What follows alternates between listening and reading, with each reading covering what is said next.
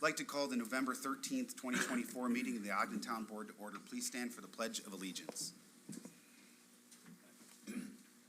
I pledge allegiance to the flag of the United States of America and to the republic for which it stands, one nation, under God, indivisible, with liberty and justice for all.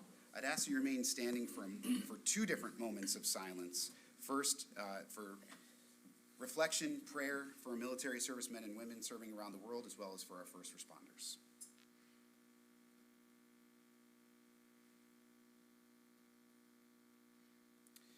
Second, I ask that you remain standing for a moment of silence in memory of Officer Kathy Campbell of the Ogden Special Police Department, who passed away 2 weeks ago.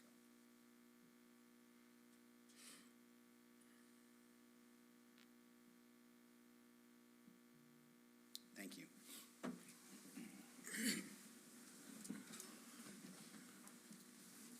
Thank you all for being here with us tonight. We're going to start here with approval of the minutes, Resolution 275. So moved. Second. Moved by Councilman Baker, seconded by Councilman Hinman. Any discussion on this item? All those in favor signify by saying aye. Aye.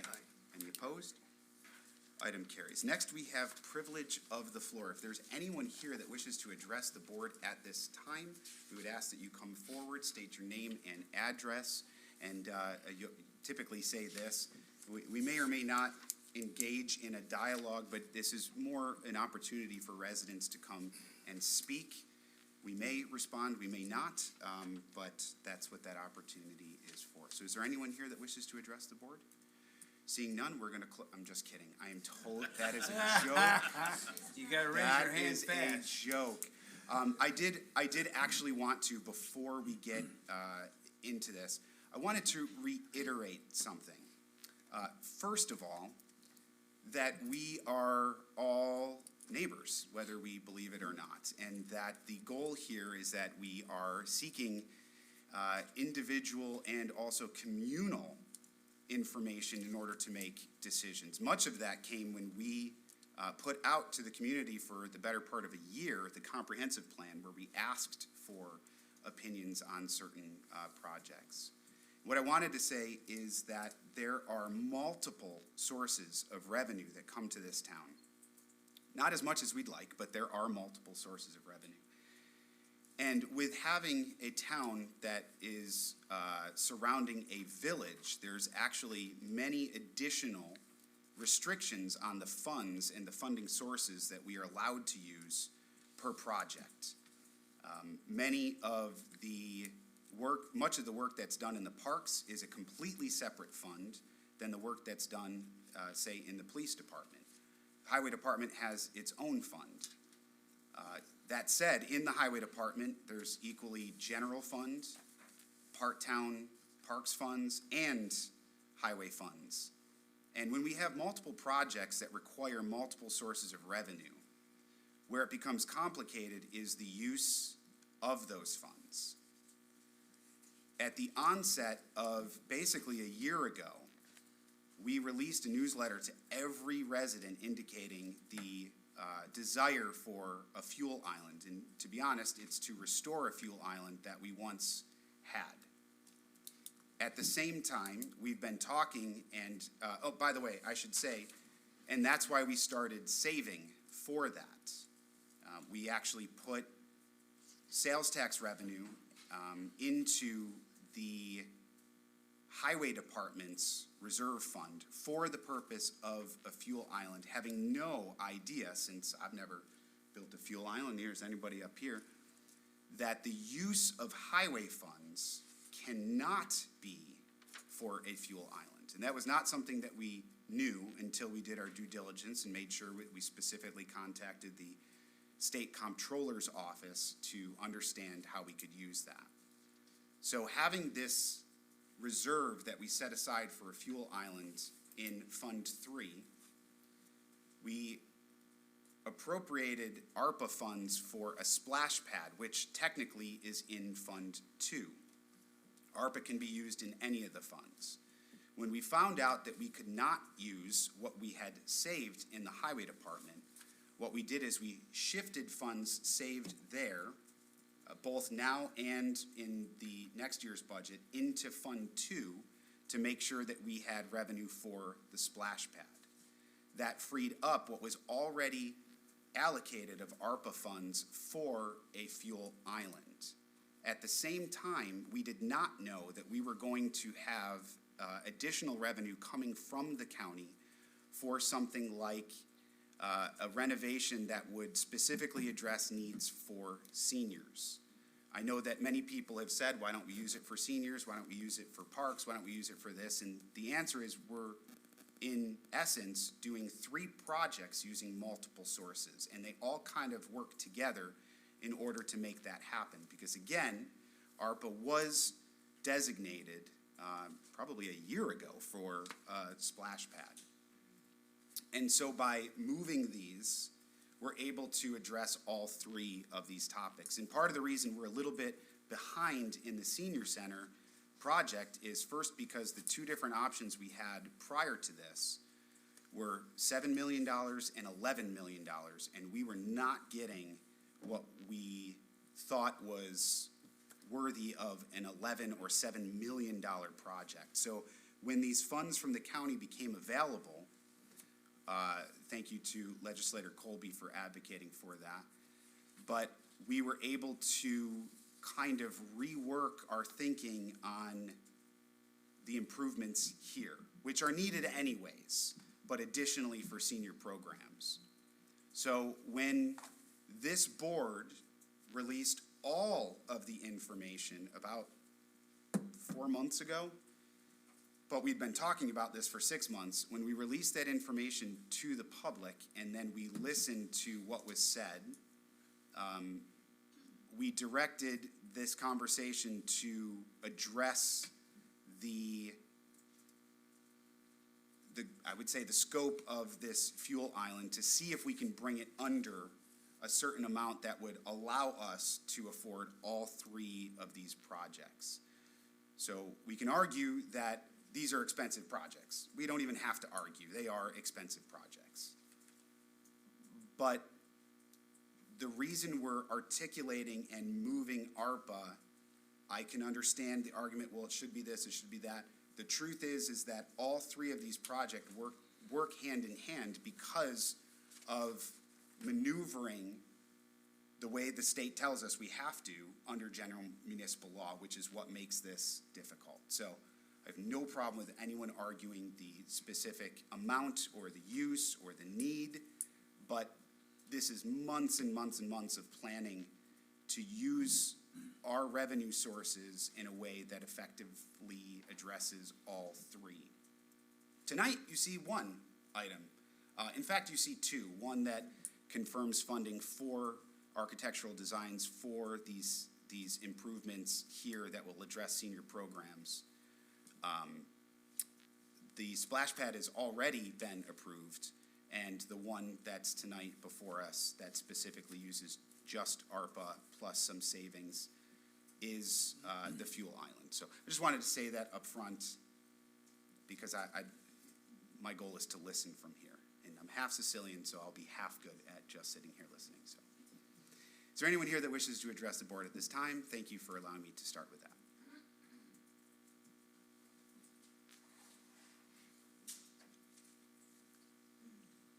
Rich Fargo, 138 Nickel Street. Hi, Rich. And I apologize to the board. I'm going to turn it back to you and face the constituents, the residents of the town.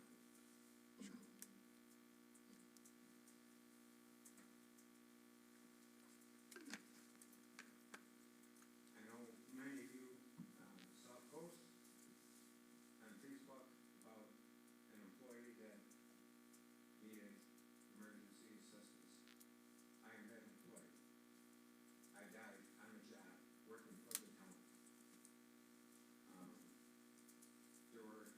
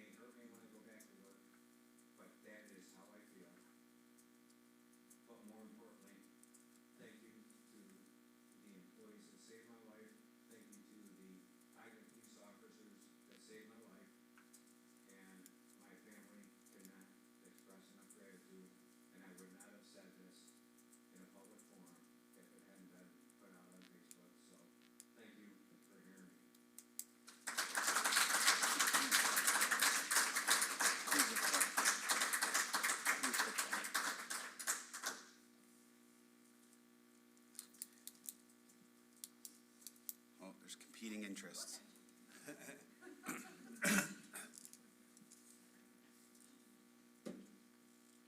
Jamie Erskine Bennett, 26 Golden Pond Trail. I know I've spoken before in reference to the fuel station. I thought that it warranted a little bit more community involvement, so I posted it on Facebook. And in less than 24 hours, had received more than 275 comments on the Spencer Fork community page, in addition to 12 shares and over 100 comments on Instagram. And these are not anonymous keyboard warriors. And these are people in our community who responded to this. The general consensus was, don't build. Maintenance, upgrade, repair. Invest in things that are going to encourage residency. Spend it on the people, not the government. Again, invest things to bring people to the area that are available on the east side. A dirt bike park, a dog park, and somebody referenced the skate park that they have in Parrington. Safety. Several people commented where traffic lights could be eligible, and the number one thing was sidewalks. Again, I understand that not all of these might be under the town of Ogden budget jurisdiction, but we should be working in collaboration with other local governments to achieve the things that the community wants and demands. And not just that, but community improvement, has been mentioned, the senior center, upgrading our rec center. You know how many people who said, I didn't even know we have a rec center? I mean, it's archaic. Sewer lines and improvements at Battery Park. If you know, we have a basketball court at our house, and more kids come and play at my house than they do at Pineway Ponds, because the court at my house is better than at Pineway Ponds Park. There are so many uneven areas, things, kids roll ankles, but that's a whole other story. I know you mentioned needing this for independence of the town in your post. I guess my question is, how long have we been without this independence? You mentioned needing these amenities during an emergency. I've only lived here 14 years. Was there ever a time that because we did not have this fueling station, this amenity, that there was an emergency that the town could not respond to? We couldn't get our snowplows going? I mean, I don't know. So I am looking more towards the future of the town. And just a few things that came up on the post that other people who now have been drawn attention to the town board. Carrie put, I know it's been discussed at town board meetings, but my opinion is something to give back. And this should have required more feedback from the community with that amount of money, such as a separate town meeting, and not just left up to the board members to make a decision. I went to a town board meeting and was surprised at how the use of resolutions has allowed departments to juggle money from one account to another, and as a taxpayer, I was not happy to see where that was spent. One other one is trying to bring people into the community to increase visits and small businesses, is to make Spencerport someplace special for deaf-blind and wheelchair-bound children. And, you know, my last comment was from Teresa, as people were talking about how this should be discussed and how a conclusion should come, was thanks for the reminder to remember this when it comes time to vote again for our elected officials.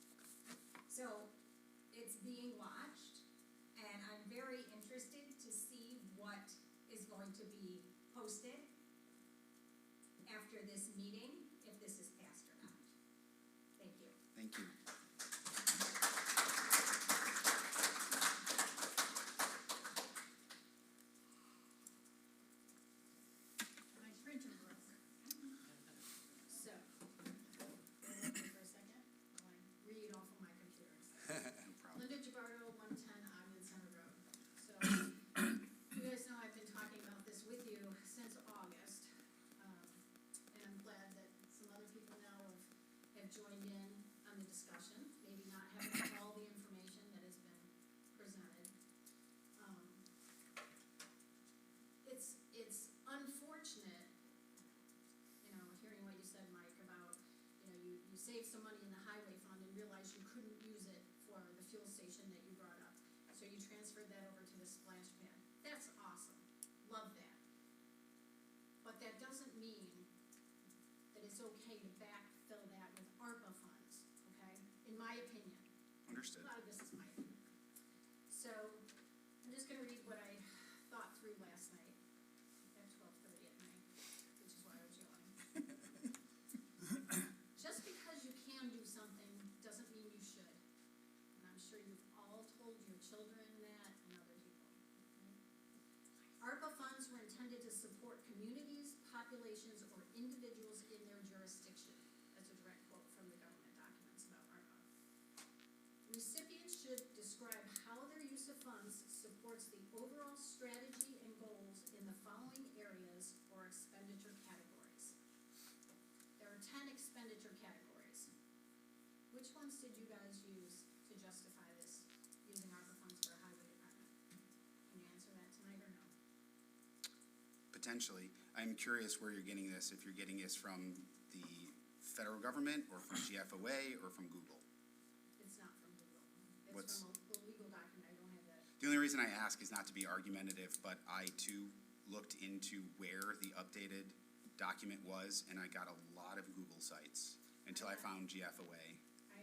This is a very specific government site, and it specifically states the 10 expenditure categories that can be used to justify the ARPA funds. Which categories did you guys use? Do any of you know? Yeah, I think as the supervisor mentioned, it's for us to listen to you, not necessarily to get into I it. will tell you what I think you know. Okay, that's okay, that's all right. That's fine. It's not, but thank you. Let me just say this, right? As I looked through the categories, I was trying to figure out what would be applicable. And the bottom line is, there is an expenditure category, and believe it or not, it is called, it's category 6, and it is called revenue replacement. This is what I think you guys are using to justify this. It's, you're supposed to describe the loss in revenue, blah, blah, blah, and how funds have been used to provide government services. And you might say, well, that does not apply. But if you look deeper into revenue replacement, a local government can expend up to whatever amount. In this case, it said 10 million funds in the revenue replacement category without having to demonstrate any actual lost revenue. Pretty sad, but those are the guidelines, right? You don't actually have to prove you lost revenue, but you can use that category. And can the local government elect the standard allowance if you didn't experience any revenue loss? Yes, there is no requirement to prove loss in revenue. If a local government receives less than 10 million in these funds, it may take the standard allowance for the full amount it receives. So 500,000 is what we're talking about here.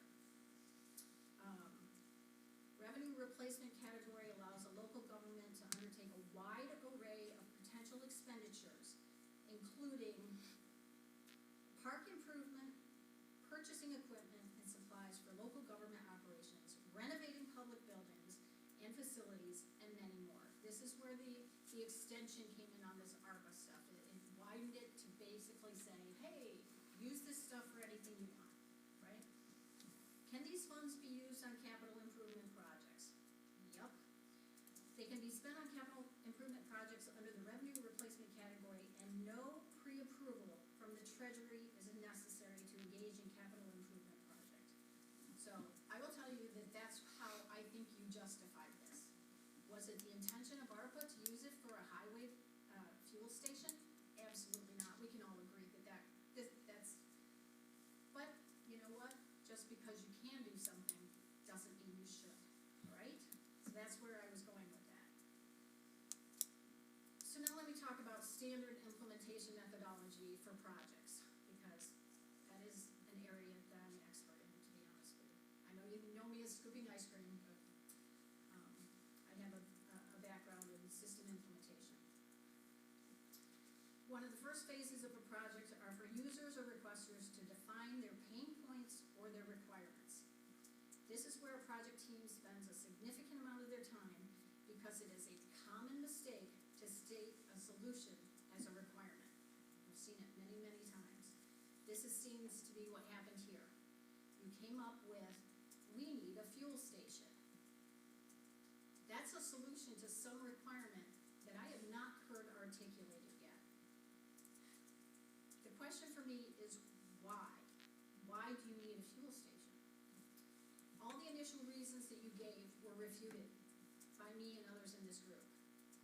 As I stated in my summary on September 25th, and again on October 23rd, and I'm going to state it again tonight, there is no financial advantage to having this fuel station.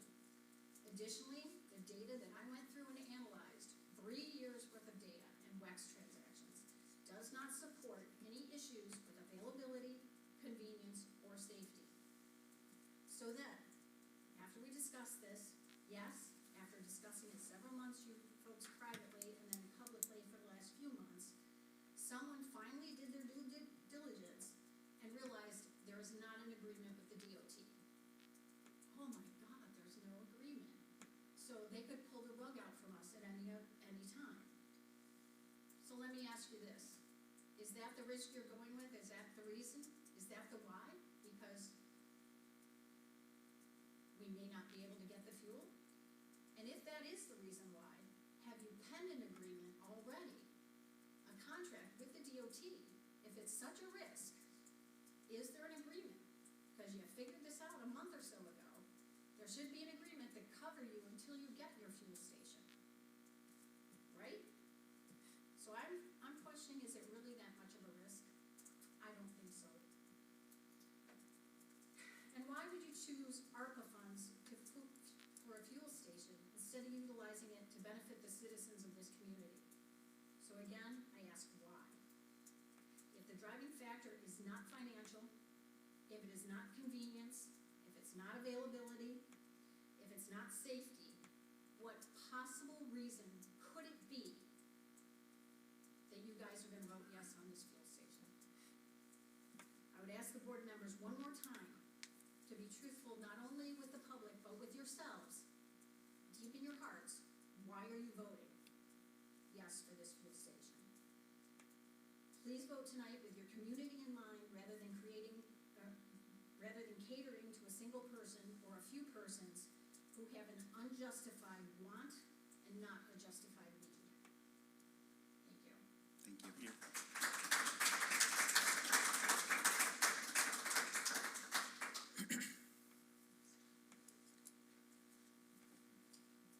Aurora Brannigan, 115 Parkhurst Drive.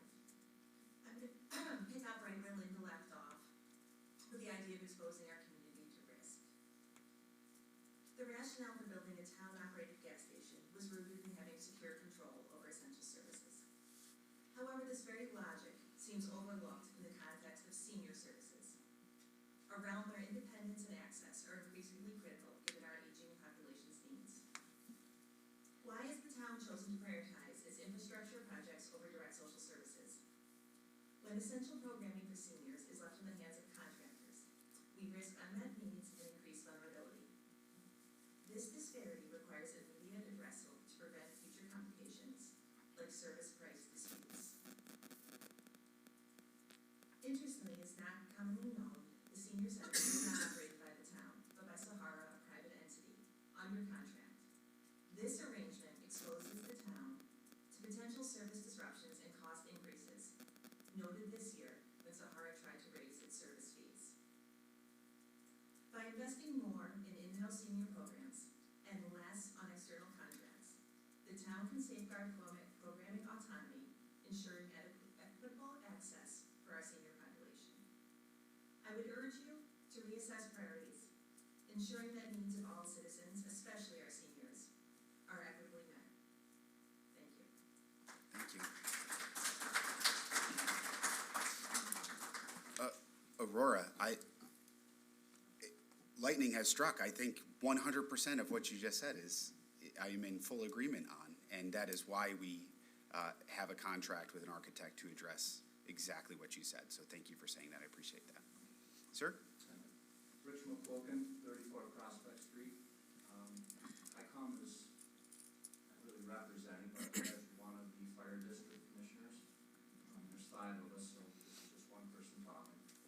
I did not realize there was so much pushback on the fuel station, but I gotta admit, I know most of the fire departments kind of excited about the thought of it, because, none of the firehouses have fuel capabilities anymore. We had, over the years, underground tanks, and that's a whole other story as far as the cost that the district had to incur to remove them because of leakage. It's just a nightmare, so. We don't wanna go there, underground. We could go above ground, they're self-contained, they're safe, they're good. But anyway, my point is, I just wanna come and thank you all for considering this. A lot of people don't understand that, as far as the fire district goes, you know, we're around 1,000 calls a year for the past couple of years now. And we're 100% volunteer. When we need fuel, we have to either go to North Shiloh, Ridge Road in 104, or Burndary over at Manitowoc 31. So we're spending taxpayer dollars to travel probably, I don't know, 5-mile round trip at maybe 3-4 gallons a mile in a fire truck. They don't get good mileage at all. So the thought of us being able to come within our own town, not going out of our town, not that it's far, but we're out of the town, however you look at it. We do have potential to go to the village, but that's not really convenient because there's a lock gate. You gotta go there, get out of the truck, unlock the gate, go down, get the fuel. Excuse me, everybody sat here completely silent when your ideas were being met. And I think it is pretty telling when your views may not be reflected in the speaker and you react this way. Thank you for being respectful. I guess my point is, we enjoy serving the community, and we put a lot of hours in serving the community. Like I said, we're 1,000 calls a year, and we want to get home to our family as soon as we can. I don't know how many times you get on a fire truck, you go do your thing, however long it takes, then you realize our policy are, if we're below 3/4 of the tank, we gotta fill it up. And sometimes you're in the middle of the night, 2, 3 in the morning, you don't feel like driving to North Shiloh to get fuel, but you gotta follow procedures, because you might need to have that truck running for hours and hours and hours if you catch a fire, which does happen. So, like I said, I'm surprised there's that much pushback, but, I just wanted to thank you for your consideration. And, we're always taking volunteers, so if you want to come by, if you want to go. Thank you. Thank you. Thanks, Rich. Anybody else that wishes to address this board at this time? Sir? Hi, Mark Geringer, 200 Ivan Center Road. I'll address my questions to you, Mike, just as the leader of the board. But if anybody has any answers, I'd appreciate it.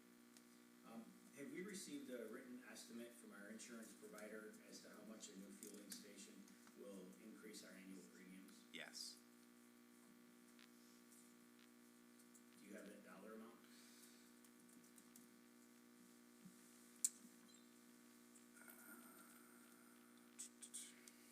It would take me a second to find it, but I do have it, and if you'd like the answers to that, I can submit it to you.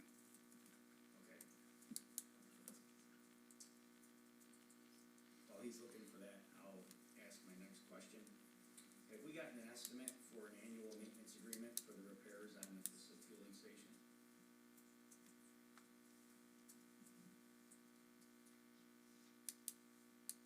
Does anybody have an answer to that? Do you know that? It's included in what was the pricing on the contract, but I'm not sure the price of it. I don't have the price of it off my top of my head, and I'm definitely not gonna quote something at a guess. So what's included is like, is that for the first year, the second year, third year? I have to read through it. I'm not giving you a quote that I'm not sure of right now. Okay. So we don't know how long it's covered. Like, is there a warranty with it? Yes, You know how long that is? 30 years on the tanks. 30 years on the tank. Well, we don't know how long the maintenance, the workmanship, or as far far as, you know, all of a sudden it's not working, pump's not working. You know, when they come out to fix that, do you have a maintenance agreement for that? We would have a maintenance agreement with it. But we don't know how much that's gonna cost. I don't have the price in front of me, no. Will you guys be getting that information before you vote on it? I believe we have the information, we just don't have it in Yeah, front it's of not in us. front of us. Like I said, if you'd like the answer to that, we can make sure that we are very specific in our response. Okay. It was brought up, have we pursued, I noticed in the resolution, it says, the town would then have the ability to enter into IMA agreements with other governmental agencies. So have we sought to get an IMA from across the street? From the state, Yes. there are multiple entities that we could get IMAs from. My guess is that we could end up with an IMA from the state for a backup. We could also get an IMA from the sheriff's office, but we don't have either of those. What we do have are, I wouldn't say that they're Letters. official IMAs, but I would say that they are letters of intent from Gates Ambulance, the fire district, and from the Spenceport Village. Also, I found that from our insurance company, the yearly cost estimate for the storage tank pollution policy would be roughly $1,500 a year. Does that cover liability also? I believe so, because we also have umbrella policies, and all of our equipment is either in a specific line item, in an umbrella policy, or both. Okay. Have we pursued an agreement with the state DOT so that we can get our fuel from them? Have you pursued one, Mike? I have not. I do not drive a diesel truck, nor do I have jurisdiction over diesel trucks. Well, no, you're our elected leader, so I'm just, Correct. have you asked anybody to pursue an agreement with the state DOT? I haven't. The agreement currently as it stands is really honestly less with the state itself and more with the manager of that facility that's over there, which is why there is a little bit of ambiguity over, you know, if this person does retire and the next person decides not to. I'm not saying that that will happen or it won't happen, but that is what, after the meeting that happened over there, that's what was told to us by the manager that's over there. Have you asked our attorney to pursue an agreement with them? I have not. So we haven't taken any real steps to pursue an agreement with them, correct? Agreement to share our facility? if No, we not to want- share our facility, To use their to use facility? their facility. Okay, no. We haven't pursued it. Well, I would say again, we have an agreement with them, which is why we are able to use the facility at the, whatever It doesn't increased sound like it's cost. binding. We don't have a binding legal agreement with them, like we would. Any agreement with the state is subject to the state's revocation of that agreement if they believe that they need it and they can't honor that agreement. So yes, we don't have that agreement, but it's nothing that would, We haven't pursued it. we have to cement the future.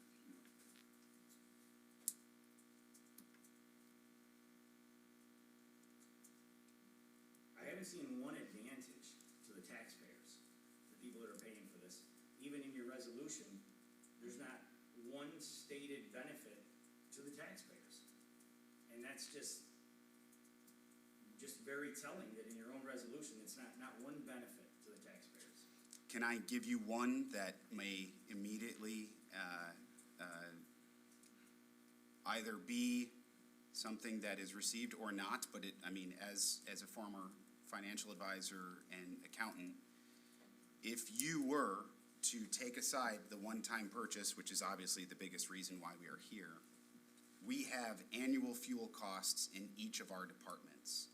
As a part of that, we do pay an additional amount of money for the agreements that we do have, whether written or not. And so annually,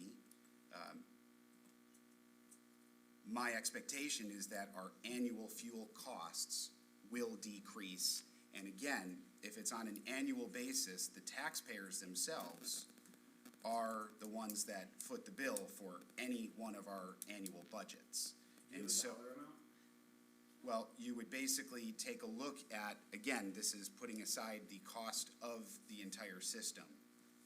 On an annual basis, if you were to look at the number of gallons that we spend, or the number of gallons that we use, and multiply those gallons by the amount that we are upcharged at any of those facilities, whether it's WEX cards in as frequent or not frequent as we use, or if it's with the school district, or if it's with one of the other facilities, I would expect there would be a reduction in the amount of annual dollars spent, which is the part of the budget that we put together and estimate on an annual basis. So, Do you have a dollar amount? well, again, I'd have to look at the budget for how many gallons of gas that we use in each department, gas, diesel, all of that. And I would have to estimate that based on the amount that is charged that's there. Is that a number you guys will be talking about tonight as part of your basis on how? It you actually vote is yes part or of a no? number that was talked about and has been discussed. So I don't, The annual savings is based on 23 consumption is around $27,000. We've gone over this. Right, so all of this, you guys have answered, right? Yeah. 3 meetings ago. however, at the time, we did use it to sort of talk about the entire cost and then the payoff. What I'm trying to say is annually, when we go to budget the amount of gas that we spend, which again is also an estimate, we are factoring in the upcharge at the various facilities. So I'm not arguing the cost, I'm arguing the annual expense. Sure. What's going on here. So, the quote, revenue stream and cost savings was approximately, I believe, $27,000 is what we talked about. We also talked about the fact that not all the costs were included in that analysis, or whatever we're gonna call it, cost benefit, or it wasn't an ROI, whatever it was, not all the costs were included, right? We didn't talk about resources, we didn't talk about utilities, we didn't talk about PM. The only PM listed on that sheet was painting the tanks, right? We know that PM is a lot more than painting tanks on a fuel system, right? I mean, we know this, right? So, not all the costs were included, so there was this analysis done with the numbers that Tom's put together, Mr. Tom's put together, that basically said it was a 30-year payback. It's over a 30-year payback, but again, not everything we do is for payback, Right. right? We don't pick up leaves, and we went over this in 2 meetings ago. We pick up leaves, we do all this stuff. It's not for a payback, it's for service to the community. Fine. This does not serve the community, right? This, now, with the exception of Mr. Rich, okay, right? I appreciate the fact that your fire department could get some convenience out of this, I certainly do. The numbers that were provided, though, were the fire department gas was 1,500 gallons per year, and the fire department diesel was 1,400 gallons per year. And that was actually put into the revenue numbers, which again is kind of irrelevant, but that was $450 for gas and $420 for diesel that you guys would get from a revenue stream from the fire department. Again, kind of irrelevant, I get the convenience of that. The gallons that Mr. Tom's used in his analysis were 1,500 gallons per year for fire department gas and 1,400 gallons per year in fire department diesel. Okay, so maybe the analysis wasn't done very well, I don't know. Hey, I don't know. excuse me, Linda, I just have a quick question. Yeah. What is it that you heard me say that you disagree with? Because I don't actually disagree with most of what you're saying, but I'm trying to understand what you came up to disagree with what I said.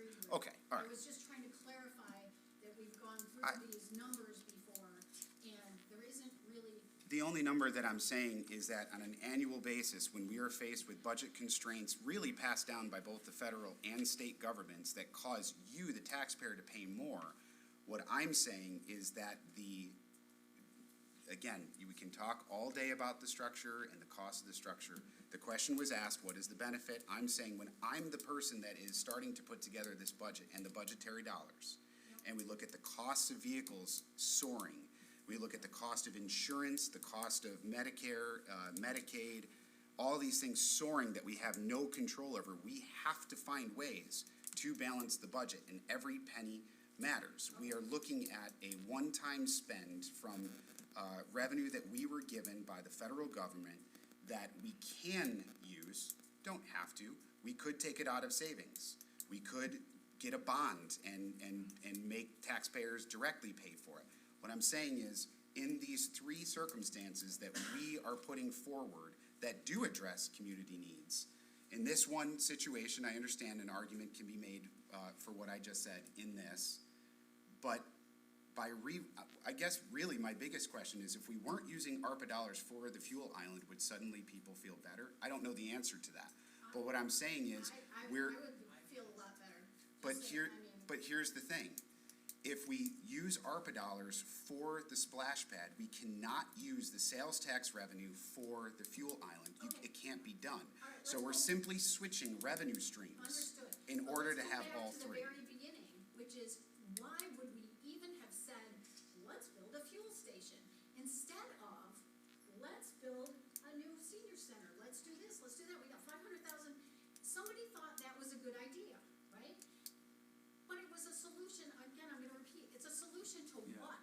I What is the think, pain? I understand that, and the point has been made, but you just told me you'd feel better about a fuel island if ARPA dollars weren't being spent. When Well, I go because by, you've already- when I you've go already by had it- a resolution for the 380, so I figure that's a done deal. up to 380? Up to 380. We will not be because- spending 380. This resolution articulates exactly how much we would be spending. Tonight you're changing that. Be- It was up to because of 380. because of a dialogue where we not only listened to the community, but we also went back and did additional reductions to this, and basically freed up about $200,000+ that can be used towards the other project. Otherwise, it wouldn't have happened. Okay, so, So, but hold on, Yep. the thing that is striking me, and what I did read in many of the comments, although I think 70 of the responses of the 250 were mine, and 100 of them maybe have been from Ms. Pettit, at the end of the day, what I really heard consistently had a lot to do with ARPA could be spent on seniors, it could be spent on community things,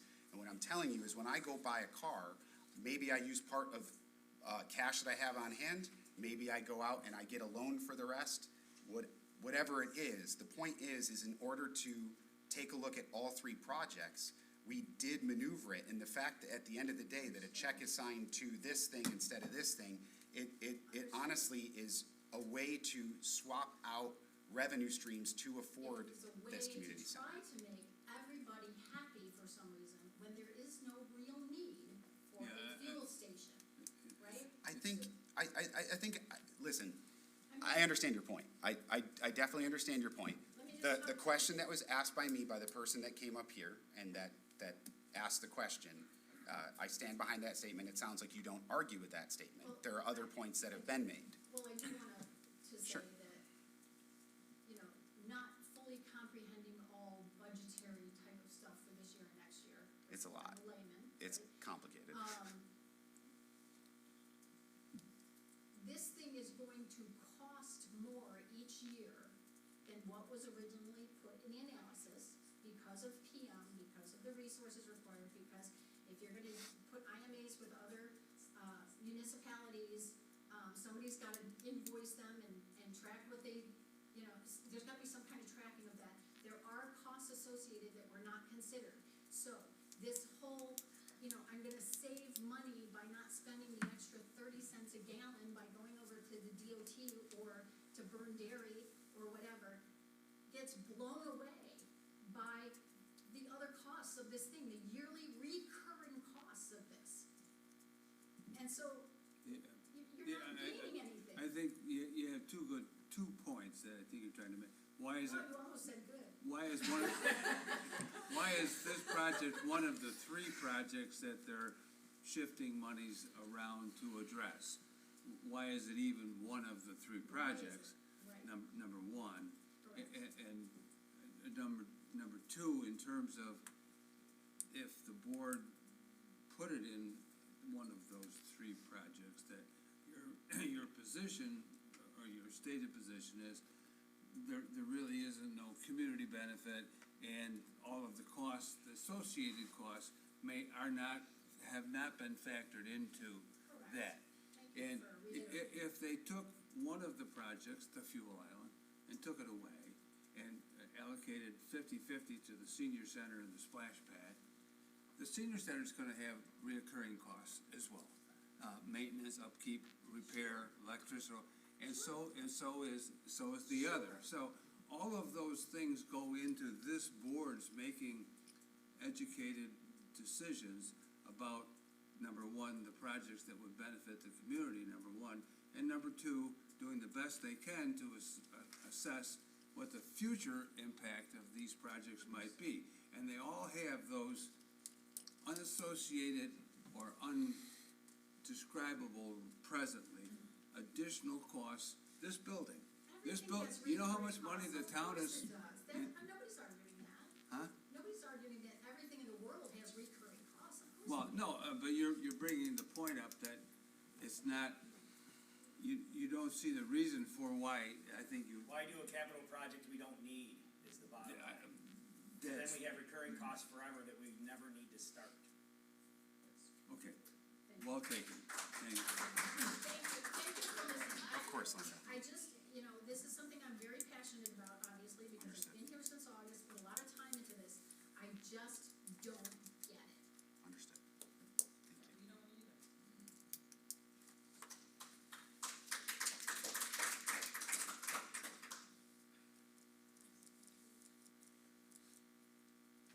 One more thing, with the fact that Northrop Creek runs right under the highway department property, have we given environmental concern as to whether we need an environmental impact study? Or what will happen when there is a spill and that floods into the creek? I think that the answer, in part, Mark, is that the town, number one, is putting a facility above ground, but there still could be a spill. There is a containment portion of In the the tanks. facility that contains the spill within the project so that it doesn't enter the waterway. But when it does, when it And- does happen. And number three, the town has insurance, which includes that very insurable. We're also not reinventing the wheel. I mean, this is a system that multiple towns. Yeah, I'm Does just it- saying the does the location. town- does the creek town of runs right Gates- under your Believe it or property. not, if you go across the street, their fuel system runs alongside the creek too, also, at state. Does the town of Yeah. Gates have this fuel system, this similar one? No, they got a 1,000 or 2,000 gallon tank that sits outside and, no, they don't. And they're right next to a creek also. Yeah. So you will not be doing an environmental impact study to see how it would impact? I'm just curious. I would think if it was done, if this was being done on a private commercial lot, that would be required. If you That's were my taking, guess. if you were taking out a loan or it's a non-insurable interest, yes. It is an insurable factor that the town is taking into consideration as part of that whole package.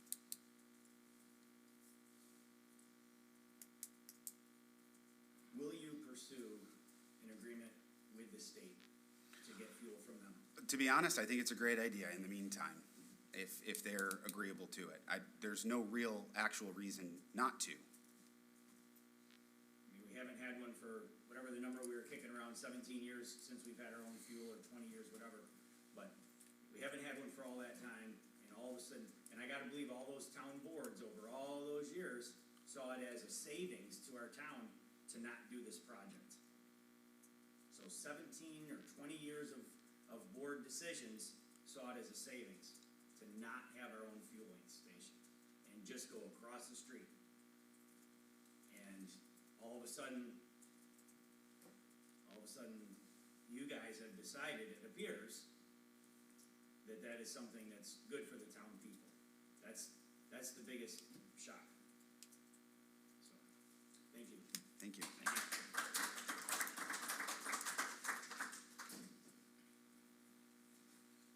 Is there anybody else? Oh, okay.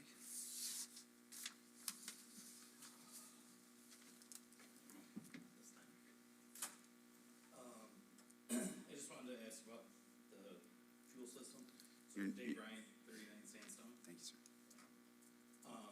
One of the reasons given for the fuel system was safety. And has any employee ever come to you with a safety concern about getting fuel? Any employee in any department come to anybody up there? I'll take it as a no. Have any employees ever come with any safety concerns in general to anybody up there? About anything, work, anything? I'm pretty sure there's been some town employees that brought safety concerns to the town, whether you wanna say so or not. So it would be safe to say, if any town employee had a safety concern regarding our current fueling system, somebody would come and say something. So, the need, so for around 18 years, we've been getting fuel over at the state. I've worked here for almost 25. During those 18 years that we've been getting fuel over at the state, have we been told that we can't get fuel? Yes. Has there ever been a problem where we've run out of fuel, not been able to do a job, anything like that? No. In regards to the Wex cards, one time I had to get fuel using the Wex card, and that was only due to the fact that they wanted to test and see if the Wex card worked. Other than that, never used the Wex card. Last week, I believe, or maybe the week before, the school pumps were down for 2 weeks roughly. So that was a bit of an inconvenience, but even with that, we ended up going to the school's bus garage using their pumps there. No different than what they currently use at facilities. All the same hardware that we have, transfer over, worked there. We also have an IMA with the school to get fuel. So if facilities ever went down like it did, or for some reason were unable to get there, we could get fuel from the bus garage. And I would say the same thing with the diesel pumps. By, what was it, 2027, all new bus purchases are supposed to be electric. And by 2035, per the state, the entire fleet is supposed to be electric. Supposed to be. So, with that being said, that going through. Gonna be kinda hard to put gas in those vehicles that they have that cost $150,000. Well, it says the whole fleet by 2035 is supposed to be electric. So, however they budget that, school budget to do that, it's supposed to be done. Leave their diesel system that they have up there obsolete to the school district. So, through the IMA that we have, we'd be able to use their fuel system there, correct? Possibly, depending on how it's worded. I don't know what tomorrow is, 2030 is, But yeah. it would leave their diesel pumps obsolete to them. There's no reason why we could use it, even in the meantime, as a backup to the school, or as a backup to the state, or as a primary, and use the state as a backup. A little communication, scheduling, wouldn't be that hard to say, all right, from 5 till 8 in the morning, you can't get fuel at the bus garage. You know, all buses are back in by 8:30, you know, on a plow run in the morning, you can get fuel after 8:30 in the morning. You can get fuel at 11 o'clock at night, something like that, so it wouldn't even convenience to everybody. I'm not sure how old that system is up there, but the taxpayers already paid for one municipal fueling station. I don't really see a need for us to pay for another one, when that one is literally right up the road as well.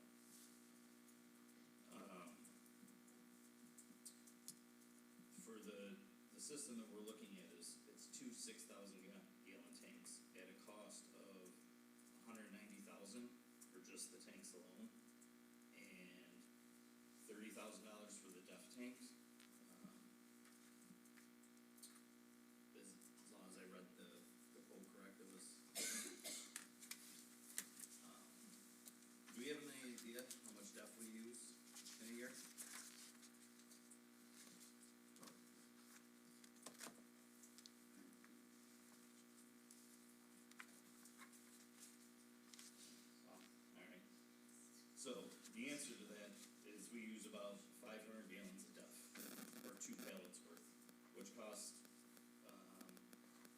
$1,600 a year is what we spend on DEF fluid. So our current system costs us $1,600 in DEF fluid. The new system you wanna put in, not even accounting for the cost of the fluid, is $30,000. At that rate, we could buy roughly 15 years worth of DEF for just the cost of the system alone. Doesn't really seem like that's fiscally responsible to spend that much money on a system when we're currently using 2 pallets worth.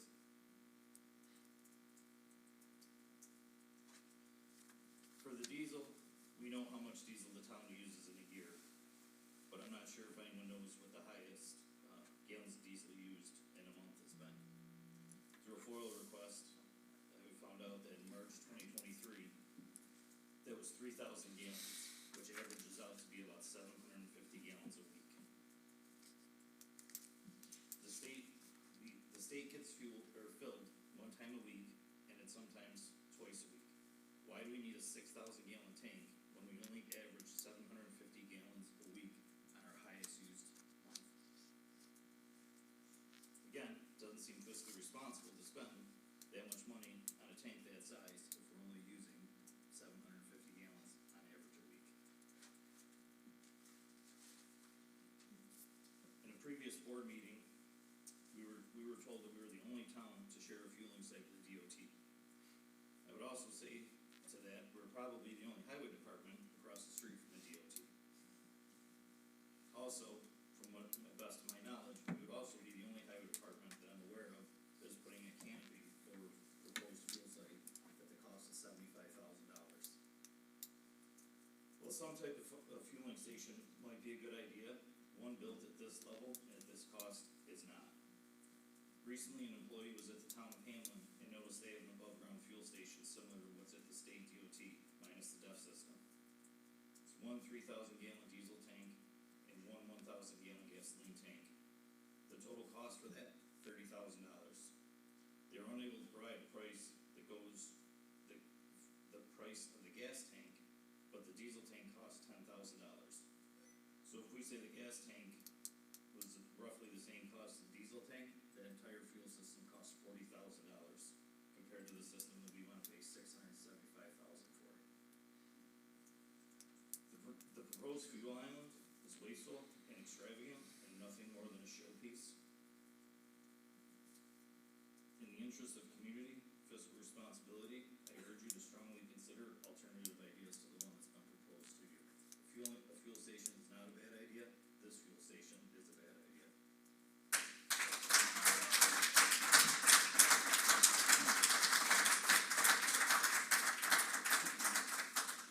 Is there anybody else that wishes to address the board at this time?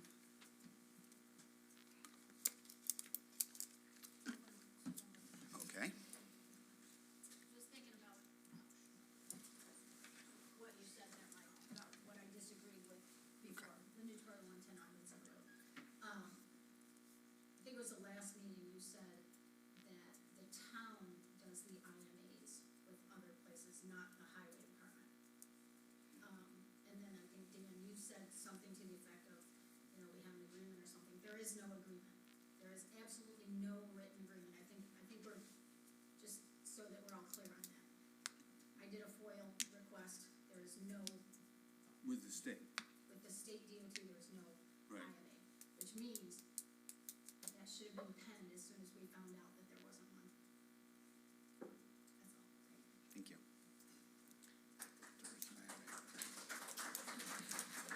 Thank you.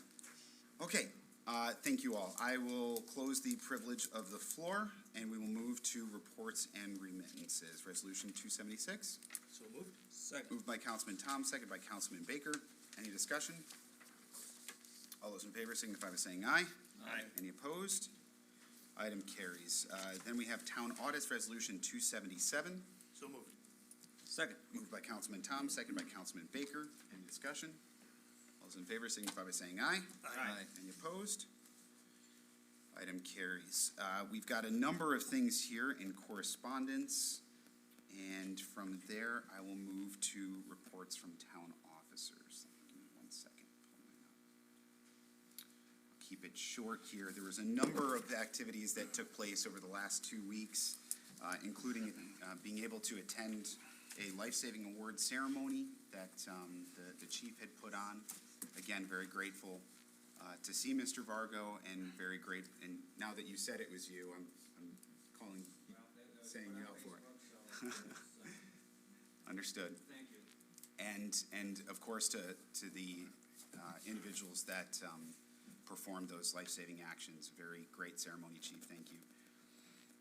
We have been very busy planning our magical holiday celebration, as well as our Christmas tree lighting event, which is Friday, December 6th at Town Hall. What I will tell you is that there is a large number of games for children.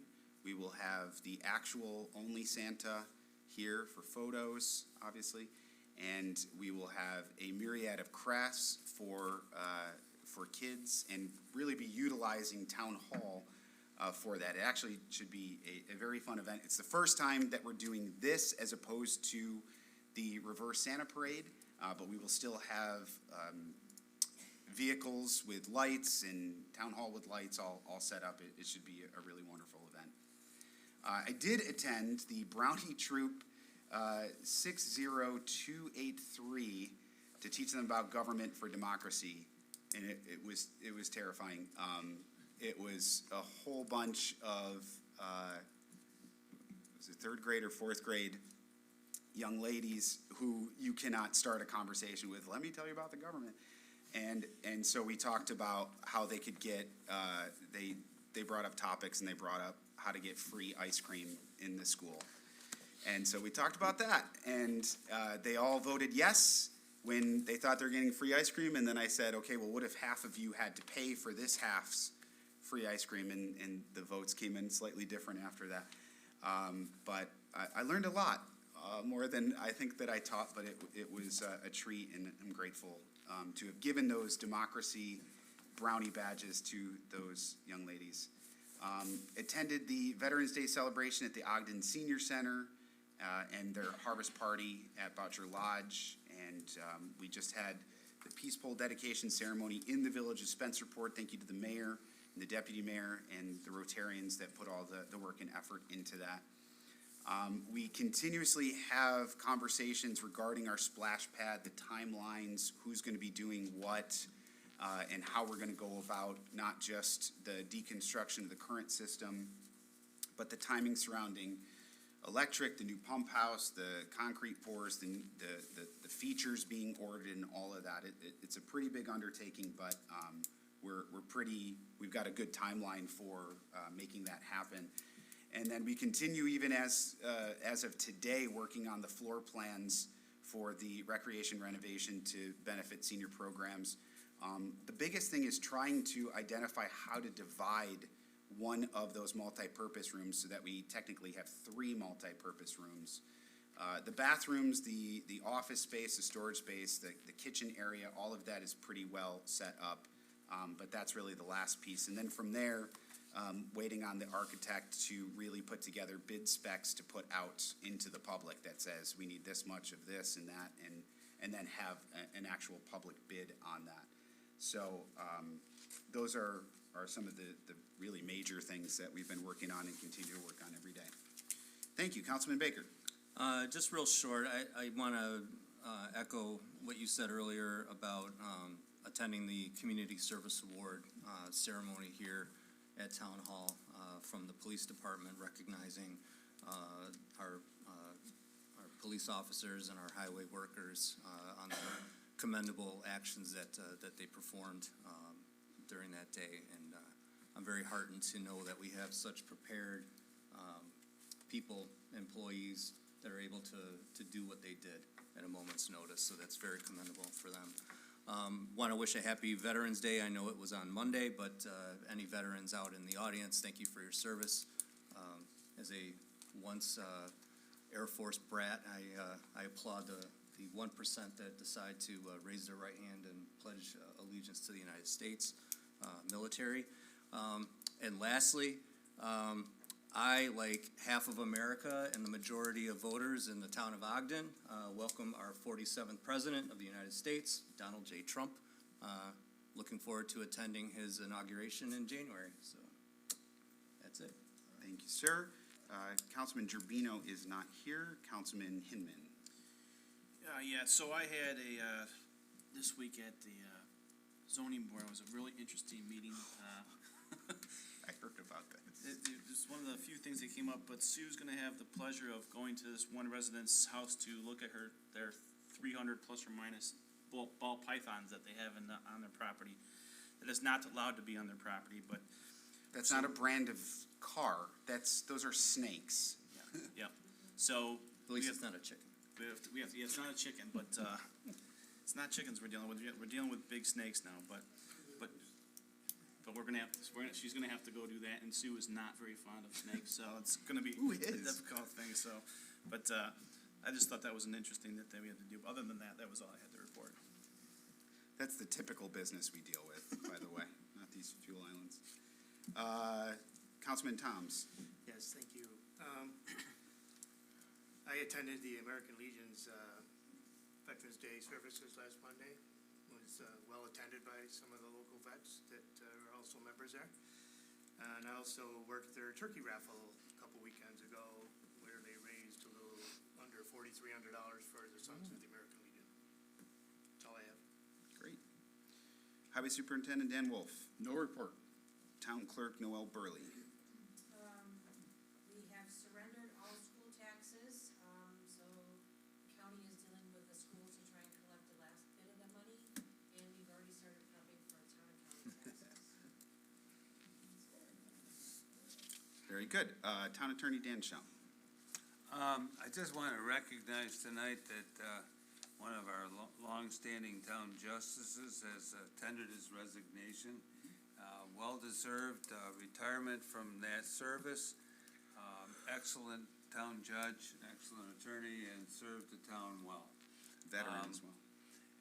There is a resolution tonight, as the supervisor mentioned, to start the architectural services necessary to upgrade the bathroom and the kitchen facilities at the town hall, aiming toward benefiting, of course, senior citizens.